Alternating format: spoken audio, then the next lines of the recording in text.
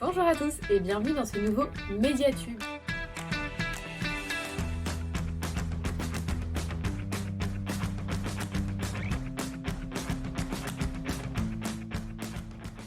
Bonjour à tous et bienvenue dans ce nouveau Médiatube. Aujourd'hui, nous allons explorer ensemble la richesse des contes de fées, mais nous allons nous attarder principalement sur ce qui en découle, c'est-à-dire les contes détournés. C'est parti!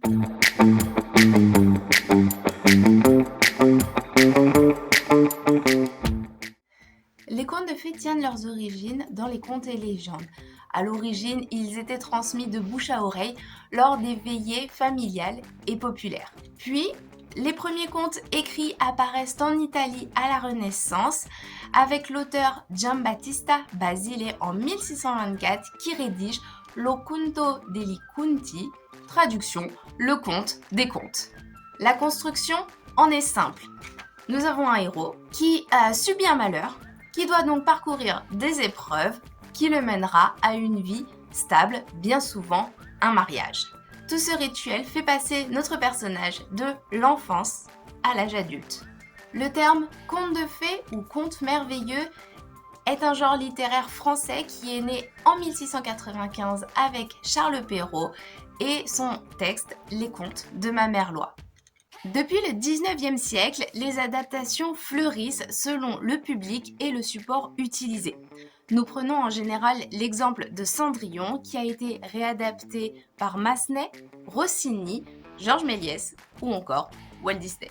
Mais au-delà du conte lui-même, ce sont parfois des scènes qui sont reprises pour faire passer un message spécifique et c'est notamment le cas de la publicité dont voici un exemple.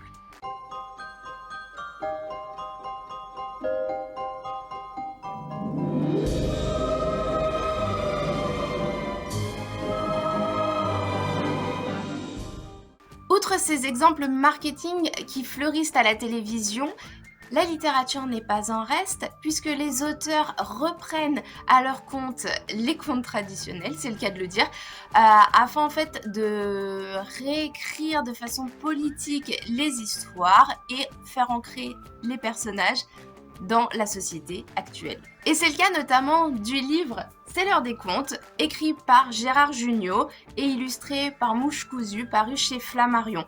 Ce livre en fait est une véritable pépite, on rigole de A à Z. L'auteur en fait réancre ses personnages dans la société actuelle et vraiment en fait pour notre plus grand plaisir, mais également en fait pour dénoncer la société et ses abus. Mais aujourd'hui, je vais surtout m'attarder sur une série littéraire dystopique qui reprend en fait les héroïnes des contes traditionnels dans un univers steampunk. Il s'agit des Chroniques lunaires, écrit par Marissa Meyer et paru aux éditions PKJ. Alors pour vous résumer l'histoire, c'est donc une série dystopique qui se passe dans très longtemps et après une 4e guerre mondiale.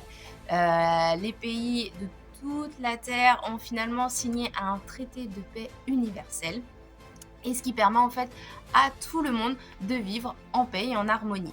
Alors on vit un peu dans un univers où les droïdes, les androïdes et les êtres humains vivent en harmonie, ils vivent ensemble, il n'y a aucun souci. Par contre, effectivement, il y a toujours un petit peu de tension, notamment du fait d'une épidémie qui ravage la Terre, une épidémie que personne n'arrive à soigner, mais également la reine Léana qui vit sur la Lune et qui cherche à envahir la Terre. Alors notre histoire se déroule dans la communauté orientale où nous découvrons Cinder. Cinder, c'est elle. Donc Cinder, Cinderella, Cendrillon, vous aurez compris, on va parler d'elle. Donc Cinder a la particularité d'être un cyborg, c'est-à-dire qu'elle est à la fois humaine et à la fois robot. Comme pour l'histoire de Cendrillon, Cinder trime toute la journée pour payer les factures de son horrible belle-mère et de ses affreuses belles-sœurs. Elle est mécanicienne et assez reconnue. Et un jour, le prince Kaito arrive à son atelier, lui demande de réparer son droïde. Et malheureusement, en fait, suite à cette rencontre, le destin de Cinder bascule totalement.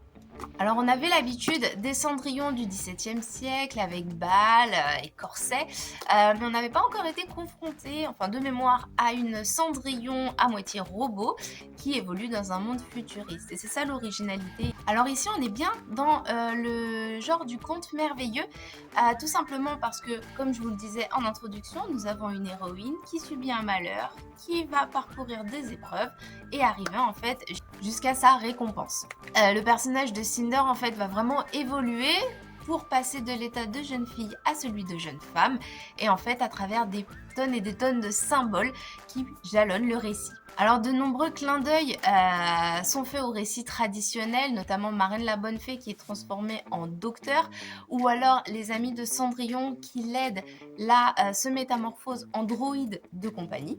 On a également le cas de la citrouille transformée en carrosse, très célèbre grâce à Walt Disney.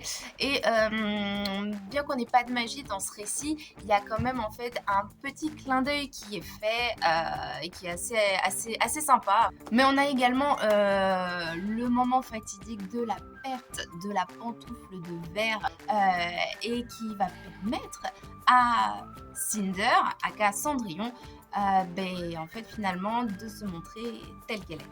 Ce roman est vraiment génial, tout simplement parce qu'il dépoussière les vieux contes et les réhabilite en fait dans un univers qui est à la mode, qui est en pleine expansion. Marissa Meyer reprend tout le symbolisme lié au conte traditionnel pour en fait le remettre à sa sauce, et ça fonctionne. Tous les thèmes du conte sont maintenus ici pour incarner l'image moderne d'une femme forte et indépendante.